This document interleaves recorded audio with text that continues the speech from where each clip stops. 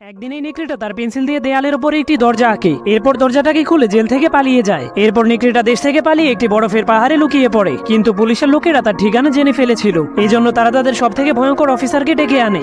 এরপর police officer তাকে নেকড়েটাকে ধরার জন্য বরফের পাহাড়ে পাঠিয়ে দেয়। আর এইদিকে নেকড়েটা ভাবছিল এখন আর তাকে কেউই ধরতে পারবে না, কিন্তু তখনই সে পুলিশ অফিসারকে দেখে অনেক ভয় পেয়ে যায়।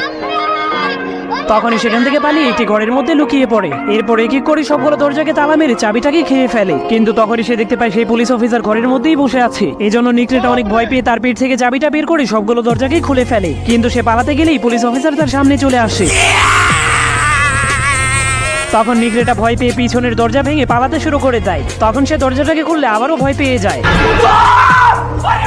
তখন নেকড়েটা সেখান থেকে পালিয়ে একটি ঈগলের বাসার মধ্যে লুকিয়ে পড়ে। ঠিক তখনই পুলিশ ঈগলের ডিম ফুটে বেরিয়ে আসে। এজন্য নেকড়েটা বিরক্ত হয়ে নিজেই নিজেকে জেলের মধ্যে বন্দি করে দেয়। যাওয়ার আগে আপনি কোন কোম্পানির ফোন ইউজ করেন তা কমেন্ট করতে ভুলবেন না।